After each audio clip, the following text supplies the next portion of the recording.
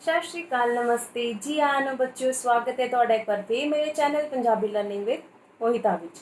ਸੋ ਅੱਜ ਦੀ ਸਟੱਡੀ ਵਿੱਚ ਅਗਲਾ ਅਸੀਂ ਪਾਠ ਕਰਨ ਜਾ ਰਹੇ ਹਾਂ 9th क्लास की कहानी परदेस ना तोरी बाबला। परदेस मतलब विदेश, बाबल मतलब पिता। लिखी किसकी हुई है? बंद सिंह चट्ठा दी। कहानी के मुख्य पात्र कौन है? रानी, जो कि किन्नी पढ़ी लिखी है? MA B.Ed पढ़ी लिखी है। होर पात्र कौन हर इस कहानी में? रानी के माता पिता, रानी के दो सहेलियां ने शमा ते कुकी। ਇਹ ਕੁਐਸਚਨ ਆ ਜਾਂਦਾ ਪੇਪਰ ਵਿੱਚ ਕਿ ਰਾਣੀ ਦੀਆਂ ਸਹੇਲੀਆਂ ਦੇ ਕੀ ਨਾਮ ਸੀ? ਸ਼ਮਾ ਤੇ ਕੂਕੀ। ਔਰ ਰਾਣੀ ਕਿੰਨੀ ਪੜ੍ਹੀ ਲਿਖੀ ਹੈ? MA B.Ed। ਸੋ ਇਸ ਕਹਾਣੀ ਦਾ ਮੁੱਖ ਵਿਸ਼ਾ ਕੀ ਹੈ? ਜੋ ਮਾਂ-ਬਾਪ ਆਪਣੇ ਬੱਚਿਆਂ ਦਾ ਵਿਆਹ ਜਾਂ ਕੁੜੀਆਂ ਦਾ ਵਿਆਹ ਬਾਹਰ ਗਏ ਮੁੰਡਿਆਂ ਨਾਲ ਕਰਨਾ ਚਾਹੁੰਦੇ ਹਨ ਤਾਂ ਜੋ ਉਹਨਾਂ ਦੇ ਬੱਚੇ ਬਾਹਰ ਵਿਦੇਸ਼ਾਂ ਵਿੱਚ ਸੈੱਟ ਹੋ ਜਾਣ ਅਤੇ ਖੁਦ ਵੀ ਉਹਨਾਂ ਦੇ ਪਿੱਛੇ ਬਾਹਰ ਵਿਦੇਸ਼ਾਂ ਵਿੱਚ ਚਲੇ ਜਾਣ। ਸੋ ਇਹੀ ਇਸ ਕਹਾਣੀ ਦਾ ਵਿਸ਼ਾ ਹੈ। ਸੋ ਜੋ ਰਾਣੀ ਹੈ ਬਹੁਤ ਪੜ੍ਹੀ ਲਿਖੀ ਸਮਝਦਾਰ ਲੜਕੀ ਹੈ। ਰਾਣੀ ਦੇ ਮਾਤਾ ਪਿਤਾ ਚਾਹੁੰਦੇ ਹਨ ਕਿ ਰਾਣੀ ਦਾ ਜਿਹੜਾ ਵਿਆਹ ਹੈ ਬਾਹਰ ਜਿਹੜਾ ਕੋਈ ਮੁੰਡਾ ਬਾਹਰੋਂ ਜਿਹੜੇ ਲੜਕੇ ਚਲੇ ਜਾਂਦੇ ਹਨ ਉੱਥੇ ਜਾ ਕੇ ਸੈਟਲ ਨੇ, ਜਿਨ੍ਹਾਂ ਨੂੰ ਉੱਥੋਂ ਦੀ ਪੱਕੀ ਨਾਗਰਿਕਤਾ ਮਿਲ ਗਈ ਹੈ, ਉਸ ਨਾਲ ਰਾਣੀ ਦਾ ਜਿਹੜਾ ਹੈ ਵਿਆਹ ਕਰ ਦਿੱਤਾ ਜਾਏਗੀ। ਉਹ ਰਾਣੀ ਦਾ ਵਿਆਹ ਬਾਹਰ ਇਸ ਲਈ ਕਰਨਾ ਚਾਹੁੰਦੇ ਹਨ, ਬਾਹਰ ਵਿਦੇਸ਼ ਵਿੱਚ ਇਸ ਲਈ ਕਰਨਾ ਚਾਹੁੰਦੇ ਹਨ ਤਾਂ ਜੋ ਪਹਿਲਾਂ ਤੋਂ ਹੀ ਸੋਚਦੇ ਹਨ ਕਿ ਰਾਣੀ ਉੱਥੇ ਵਿਆਹ ਕੇ ਜਾਏਗੀ, ਉੱਥੋਂ ਜ਼ਿੰਦਗੀ ਜ਼ਿਆਦਾ ਵਧੀਆ ਹੈ, ਖੁਸ਼ਹਾਲ ਹੈ, ਆਰਥਿਕ ਹਾਲਾਤ ਜ਼ਿਆਦਾ ਵਧੀਆ ਹੋ ਜਾਣਗੇ, ਉੱਥੇ ਕੰਮ ਦੀ ਵੈਲਿਊ ਹੈ, ਇਸ ਲਈ ਚਾਹੁੰਦੇ ਹਨ ਕਿ ਰਾਣੀ ਦਾ ਵਿਆਹ ਬਾਹਰ ਕਿਤੇ ਕਰ ਦਈਏ। ਦੂਸਰਾ ਉਹ ਚਾਹੁੰਦੇ ਹਨ ਕਿ ਜੇ ਰਾਣੀ ਉੱਥੇ ਚਲੀ ਜਾਏਗੀ, ਬਾਹਰਲੇ ਮੁਲਕ 'ਚ ਚਲੀ ਜਾਏਗੀ, ਬਾਹਰਲੇ ਦੇਸ਼ ਚਲੀ ਜਾਏਗੀ ਤਾਂ ਹੌਲੀ ਹੌਲੀ ਆਪਣੇ ਭਰਾ ਨੂੰ ਵੀ ਉੱਥੇ ਸੱਦ ਲਏਗੀ ਔਰ ਆਪਣੇ ਮਾਤਾ ਪਿਤਾ ਨੂੰ ਫਿਰ ਬੁਲਾ ਲਏਗੀ ਉੱਥੇ, ਤੇ ਉਸਦੇ ਮਾਤਾ ਪਿਤਾ ਦਾ ਜਿਹੜਾ ਬੁਢਾਪਾ ਹੈ ਉੱਥੇ ਸੁਖਾਲਾ ਹੋ ਜਾਏਗਾ। ਅਸਲ ਵਿੱਚ ਰਾਣੀ ਦੇ ਮਾਂ-ਬਾਪ ਨੂੰ ਆਪਣਾ ਲਾਲਚ ਜ਼ਿਆਦਾ ਦਿਖ ਰਿਹਾ ਹੈ, ਨਾ ਕਿ ਬੇਟੀ ਦੀ ਜ਼ਿੰਦਗੀ ਦਾ। ਸੋ ਇਹੀ ਸੋਚ ਨੂੰ ਸੋਚ ਕੇ ਹੋਏ ਉਹ ਆਪਣੇ ਦੋਸਤਾਂ ਨਾਲ, ਆਪਣੀ ਸਹੇਲੀਆਂ ਨਾਲ, ਸਾਰਿਆਂ ਨਾਲ ਗੱਲਾਂ ਕਰਦੇ ਹਨ ਕਿ ਕੋਈ ਵੀ ਮੁੰਡਾ ਬਾਹਰੋਂ ਜੇ ਕਿਤੇ ਆਏ ਤਾਂ ਸਾਨੂੰ ਵੀ ਦੱਸ ਪਾਇਓ, ਕੋਈ ਰਿਸ਼ਤਾ ਬਾਹਰ ਦਾ ਲੜਕਾ ਇੱਥੇ ਆਏ ਤਾਂ ਸਾਨੂੰ ਵੀ ਦੱਸਿਓ ਵੀ। ਸੋ ਇਸ ਤਰ੍ਹਾਂ ਉਹ ਗੱਲਾਂ ਕਰਦੇ ਕਰਦੇ ਰਾਣੀ ਨੂੰ ਨਹੀਂ ਪਤਾ ਲੱਗਣ ਦਿੰਦੇ ਕਿ ਅਸੀਂ ਇਹ ਕਿਸ ਤਰ੍ਹਾਂ ਦੇ ਮੁੰਡੇ ਦੀ ਤੇਰੇ ਵਾਸਤੇ ਭਾਲ ਕਰ ਰਹੇ ਹਾਂ। ਸੋ ਇੱਕ ਦਿਨ ਰਾਣੀ ਦੇ ਪਿਤਾ ਨੂੰ ਉਹਨਾਂ ਦਾ ਇੱਕ ਦੋਸਤ ਦੱਸਦਾ ਕਿ ਇੱਕ ਮੁੰਡਾ ਬਾਹਰੋਂ ਆਇਆ ਹੈ, ਕੈਨੇਡਾ ਤੋਂ ਆਇਆ ਹੋਇਆ ਹੈ ਇੱਥੇ ਵਿਆਹ ਕਰਵਾਉਣ ਵਾਸਤੇ।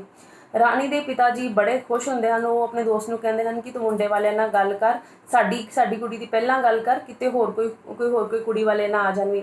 ਔਰ ਰਾਣੀ ਦੇ ਮਾਤਾ ਪਿਤਾ ਨੂੰ ਬੜੀ ਉਮੀਦ ਹੈ ਕਿ ਰਾਣੀ ਦਾ ਵਿਆਹ ਬੜੇ ਆਰਾਮ ਨਾਲ ਬਾਹਰੋਂ ਆਏ ਮੁੰਡੇ ਨਾਲ ਹੋ ਜਾਏਗਾ, ਕਿਉਂਕਿ ਰਾਣੀ ਇੰਨੀ ਪੜ੍ਹੀ ਲਿਖੀ, ਸੁੰਦਰ ਔਰ ਸਮਝਦਾਰ ਹੈ।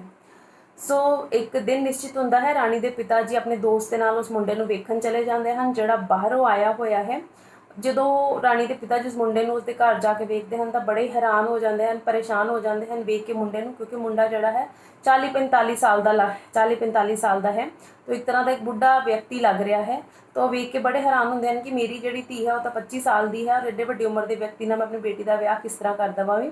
ਸੋ ਆਪਣੇ ਦੋਸਤ ਨੂੰ ਇੱਕ ਸਾਈਡ 'ਤੇ ਲਿਜਾ ਕੇ ਕਹਿੰਦੇ ਹਨ ਕਿ ਮੈਨੂੰ ਇਹ ਲੜਕਾ ਜੱਚਿਆ ਨਹੀਂ ਹੈ, ਸਹੀ ਨਹੀਂ ਲੱਗਾ ਆਪਣੀ ਬੇਟੀ ਵਾਸਤੇ, ਕਿਉਂਕਿ ਬੱਚੇ ਦੋਨਾਂ ਲੜਕੇ ਲੜਕੀ ਦੇ ਵਿੱਚ ਉਮਰ ਦਾ ਬਹੁਤ ਜ਼ਿਆਦਾ ਫਾਸਲਾ ਹੋ ਜਾਏਗਾ। ਤਾਂ ਰਾਣੀ ਦਾ ਪਿਤਾ ਦਾ ਜਿਹੜਾ ਦੋਸਤ ਹੈ ਉਹ ਰਾਣੀ ਦੇ ਪਿਤਾ ਨੂੰ ਥੋੜ੍ਹਾ ਜਿਹਾ ਗੁੱਸੇ ਨਾਲ ਕਹਿੰਦਾ ਕਿ ਅੱਗੇ ਤੋਂ ਤੁਸੀਂ ਰੋਜ਼ ਮੈਨੂੰ ਪਰੇਸ਼ਾਨ ਕਰਦੇ ਸੀ ਕਿ ਮੁੰਡਾ ਲੱਭੋ, ਜਿਹੜਾ ਬਾਹਰੋਂ ਆਇਆ ਇੱਕ ਮੁੰਡਾ ਉਹਦੀ ਦੱਸ ਪਾਓ। ਹੁਣ ਮੈਂ ਤੁਹਾਨੂੰ ਮੁੰਡਾ ਦੱਸਿਆ ਤੇ ਹੁਣ ਤੁਸੀਂ ਉਮਰ ਦਾ ਪੰਗਾ ਪਾ ਕੇ ਬਹਿ ਗਏ ਹੋ। ਤੇ ਉਹ ਕਹਿੰਦਾ ਹੈ, ਰਾਣੀ ਦੇ ਪਿਤਾ ਦਾ ਦੋਸਤ ਸਮਝਾਉਂਦਾ ਕਿ ਉਮਰ ਵੱਲ ਧਿਆਨ ਨਾ ਇਹਨਾਂ ਦਿਓ, ਜਿਹੜਾ ਮੁੰਡਾ ਬਾਹਰ ਗਿਆ ਹੈ, ਜਿਹਨੇ ਮਿਹਨਤ ਕਰਕੇ ਉੱਥੋਂ ਦੀ ਨਾਗਰਿਕਤਾ ਲਈ ਹੈ, ਉਹਨਾਂ ਦੀ ਤਾਂ ਇੰਨੀ ਉਮਰ ਉਂਝ ਹੀ ਹੋ ਜਾਂਦੀ ਹੈ ਨਾਗਰਿਕਤਾ ਲੈਣ ਵਿੱਚ, ਆਪਣਾ ਘਰ ਸਾਰਾ ਬਣਾਉਣ ਵਾਸਤੇ। ਸੋ ਤੁਸੀਂ ਗੱਲ ਨੂੰ ਅੱਗੇ ਤੋਰੋ। ਤੇ ਨਾਲੇ ਜਿਹੜਾ ਉਹ ਲੜਕੀ ਰਾਣੀ ਦੇ ਪਿਤਾ ਦੋਸਤ ਹੈ ਉਹ ਕਹਿੰਦਾ ਕਿ ਮੈਂ ਤੇ ਮੁੰਡੇ ਵਾਲਿਆਂ ਨੂੰ ਗੱਲ ਪੱਕੀ ਕਰੀ ਬੈਠਾ ਹਾਂ। ਇੱਥੇ ਜਿਹੜਾ ਰਾਣੀ ਦੇ ਪਿਤਾ ਦਾ ਦੋਸਤ ਹੈ ਨਾ, ਉਸਨੂੰ ਵੀ ਆਪਣਾ ਲਾਲਚ ਹੈ, ਕਿਉਂਕਿ ਉਹ ਵਿਚੋਲੀਆ ਹੈ, ਉਸਨੂੰ ਵਿਚੋਲਗੀ ਮਿਲੇਗੀ ਕੁੜੀ ਵਾਲਿਆਂ ਤੋਂ ਵੀ ਤੇ ਮੁੰਡੇ ਵਾਲਿਆਂ ਤੋਂ ਵੀ ਮਿਲਣੀ, ਉਹ ਆਪਣਾ ਲਾਲਚ ਪੱਕਾ ਕਰੀ ਬੈਠਾ ਹੈ। ਸੋ ਰਾਣੀ ਦੇ ਪਿਤਾ ਜੀ ਘਰ ਆ ਜਾਂਦੇ ਹਨ, ਥੋੜਾ ਪਰੇਸ਼ਾਨ ਹੁੰਦੇ ਹਨ। ਘਰ ਆ ਕੇ ਆਪਣੀ ਪਤਨੀ ਨਾਲ ਗੱਲ ਕਰਦੇ ਹਨ, ਰਾਣੀ ਦੀ ਮਾਤਾ ਨੂੰ ਦੱਸਦੇ ਹਨ ਕਿ ਜਿਹੜਾ ਮੈਂ ਮੁੰਡਾ ਵੇਖ ਕੇ ਆਇਆ ਹਾਂ ਜਿਹੜਾ ਬਾਹਰੋਂ ਆਇਆ ਹੈ, ਪਰ ਉਹ ਮੁੰਡਾ 40-45 ਸਾਲ ਦਾ ਲੱਗ ਰਿਹਾ ਹੈ ਤੇ ਆਪਣੀ ਰਾਣੀ ਤੇ ਮੁੰਡੇ ਵਿੱਚ ਜਿਹੜਾ ਉਮਰ ਦਾ ਕਾਫੀ ਫਾਸਲਾ ਹੈ। ਸੋ ਮੈਨੂੰ ਮੁੰਡਾ ਸਹੀ ਨਹੀਂ ਲੱਗ ਰਿਹਾ। ਅੱਗੋਂ ਰਾਣੀ ਦੀ ਮਾਤਾ ਨੂੰ ਵੀ ਲਾਲਚ ਹੁਣ ਹੋਰ ਜ਼ਿਆਦਾ ਹੋਇਆ ਪਿਆ ਕਿ ਮੁੰਡਾ ਆ ਗਿਆ, ਚਲੋ ਹੁਣ ਬਾਹਰ ਜਾਣਾ, ਉਹ ਤਿਆਰੀ ਕਰੀ ਬੈਠੀ ਹੈ। तो अपने हसबैंड ਨੂੰ ਜਾਂ ਆਪਣੇ ਪਤੀ ਨੂੰ ਕਹਿੰਦੀ ਹੈ ਕਿ ਕੋਈ ਗੱਲ ਨਹੀਂ, ਤੁਸੀਂ ਅੱਗੇ ਗੱਲ ਤੋਰੋ, ਕੁਛ ਨਹੀਂ ਹੁੰਦਾ ਉਮਰਾਂ 'ਚ, ਤਾਂ ਉਮਰਾਂ ਦਾ ਇੰਨਾ ਫਰਕ ਦਾ ਕੋਈ ਜ਼ਿਆਦਾ ਚਿੰਤਾ ਕਰਨ ਵਾਲੀ ਗੱਲ ਨਹੀਂ। ਪਹਿਲਾਂ ਵੀ ਲੋਕਾਂ ਦੇ ਪੁਰਾਣੇ ਜ਼ਮਾਨੇ 'ਚ ਵੀ ਵਿਆਹ ਹੁੰਦੇ ਸੀ ਤੇ ਮੁੰਡੇ ਕੁੜੀ ਵੀ 10-10 15-15 ਸਾਲ ਦਾ ਫਰਕ ਹੁੰਦਾ ਸੀ। ਕੋਈ ਨਹੀਂ, ਆਪੇ ਰਾਣੀ ਦਾ ਵੀ ਤੁਸੀਂ ਉੱਥੇ ਵਿਆਹ ਕਰੋ, ਰਾਣੀ ਦੀ ਜ਼ਿੰਦਗੀ ਵੇਖੋ, ਉੱਥੇ ਸੌਖੀ ਹੋ ਜਾਏਗੀ ਜਾ ਕੇ, ਫਿਰ ਹੌਲੀ ਹੌਲੀ ਅਸੀਂ ਵੀ ਚੱਲ ਜਾਵਾਂਗੇ, ਰਾਣੀ ਦਾ ਭਰਾ ਵੀ ਚੱਲ ਜਾਏਗਾ। ਤੇ ਰਾਣੀ ਦੇ ਪਿਤਾ ਨਾ ਚਾਹੁੰਦੇ ਹੋਏ ਵੀ ਫਿਰ ਮੁੰਡੇ ਵਾਲਿਆਂ ਨੂੰ ਇੱਕ ਦਿਨ ਘਰ ਬੁਲਾ ਲੈਂਦੇ ਹਨ ਰਾਣੀ ਨੂੰ ਵੇਖਣ ਵਾਸਤੇ।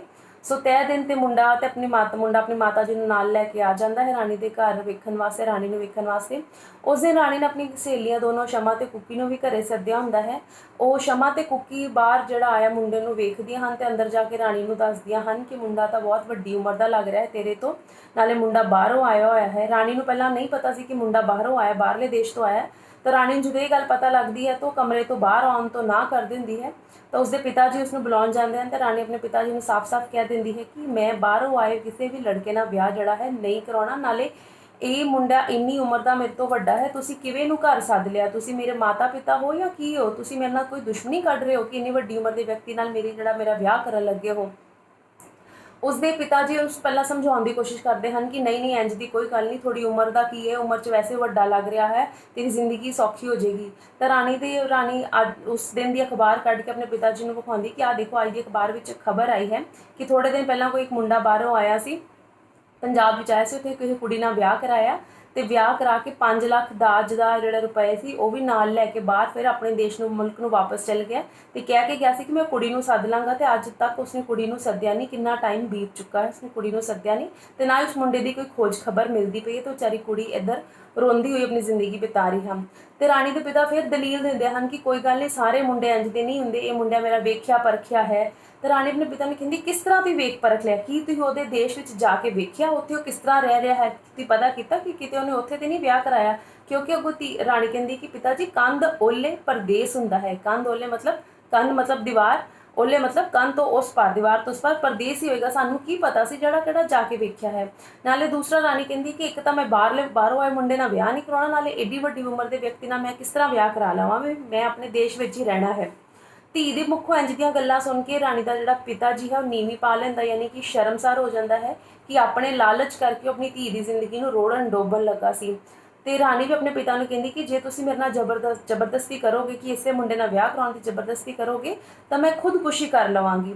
ਰਾਣੀ ਦੇ ਪਿਤਾ ਜੀ ਬਾਹਰ ਜਾਂਦੇ ਹਨ ਮੁੰਡੇ ਵਾਲਿਆਂ ਨੂੰ ਤੇ ਵਿਚੋਲੀ ਅੱਗੋਂ ਹੱਥ ਜੋੜ ਕੇ ਮਾਫੀ ਮੰਗਦੇ ਹਨ ਕਿ ਮੇਰੀ ਬੇਟੀ ਤੁਹਾਡੇ ਨਾਲ ਵਿਆਹ ਕਰਾਉਣ ਲਈ ਤਿਆਰ ਨਹੀਂ, ਕਿਉਂਕਿ ਜੇ ਮੈਂ ਜ਼ਬਰਦਸਤੀ ਕੀਤੀ ਤਾਂ ਉਹ ਕਹਿੰਦੀ ਹੈ ਕਿ ਮੈਂ ਖੁਦਕੁਸ਼ੀ ਕਰ ਲਵਾਂਗੀ। ਸੋ ਰਾਣੀ ਦੇ ਮਾਤਾ ਜੀ ਵੀ ਰਾਣੀ ਦੇ ਮੁੱਖੋਂ ਇੰਝ ਦੀਆਂ ਗੱਲਾਂ ਸੁਣ ਕੇ ਉਹ ਵੀ ਨੀਵੀਂ ਪਾ ਲੈਂਦੇ ਹਨ। ਉਹ ਆਪਣੇ ਲਾਲਚ ਕਰਕੇ ਆਪਣੀ ਧੀ ਦੀ ਜ਼ਿੰਦਗੀ ਜਿਹੜੀ ਸੀ ਖਰਾਬ ਕਰਨ ਲੱਗੇ ਸੀ।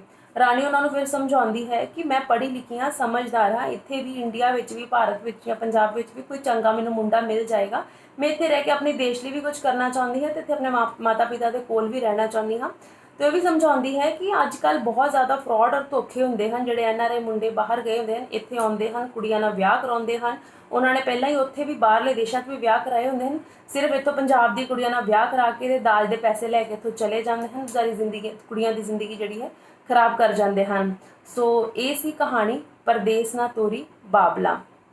ਲਿਖੀ ਕਿਸ ਦੀ ਹੋਈ ਸੀ? ਬੰਦ ਸਿੰਘ ਚੱਠਾ ਦੀ। ਮੁੱਖ ਪਾਤਰ ਰਾਣੀ, ਕਿੰਨੀ ਪੜ੍ਹੀ ਲਿਖੀ ਹੈ? MA BEd। ਰਾਣੀ ਦੀ ਸਹੇਲੀਆਂ ਦੇ ਕੀ ਨਾਮ ਹਨ? ਸ਼ਮਾ ਤੇ ਕੁਕੀ। ਸੋ ਰਾਣੀ, ਇਸ ਕਹਾਣੀ ਦਾ ਮੁੱਖ ਵਿਸ਼ਾ ਕੀ ਸੀ? ਜਿਹੜੇ ਮੁੰਡੇ ਕੁੜੀਆਂ ਬਾਹਰ ਜਾ ਕੇ ਸੈਟਲ ਹੋਣ ਵਾਸਤੇ ਕਿਸੇ ਵੀ ਤਰੀਕੇ ਦਾ ਵਿਆਹ ਕਰਾ ਕੇ ਜਾਂ ਕਿਸੇ ਵੀ ਤਰ੍ਹਾਂ ਦਾ ਸੌਦਾ ਕਰਕੇ ਜਾਣਾ ਚਾਹੁੰਦੇ ਹਨ, ਉਹ ਇਸ ਕਹਾਣੀ ਦਾ ਮੁੱਖ ਵਿਸ਼ਾ ਸੀ। ਸੋ ਉਮੀਦ ਕਰ ਰਹੀ ਹਾਂ ਤੁਹਾਨੂੰ ਇਹ ਕਹਾਣੀ ਚੰਗੀ ਤਰ੍ਹਾਂ ਸਮਝ ਆ ਗਈ ਹੋਏਗੀ। ਪਰ ਫਿਰ ਵੀ ਜੇ ਕੋਈ ਚੀਜ਼ ਰਹਿ ਗਈ ਜਾਂ ਨਹੀਂ ਸਮਝ ਆਈ ਤਾਂ ਮੇਰੇ ਕਮੈਂਟ ਬਾਕਸ ਵਿੱਚ ਲਿਖ ਦਿਓ। ਮੈਂ ਉਸ ਨੂੰ ਦੁਬਾਰਾ ਸੋਲਵ ਕਰਨ ਦੀ, ਦੁਬਾਰਾ ਹੱਲ ਕਰਨ ਦੀ, ਦੁਬਾਰਾ ਪੜ੍ਹਾਉਣ ਦੀ ਪੂਰੀ ਕੋਸ਼ਿਸ਼ ਕਰਾਂਗੀ।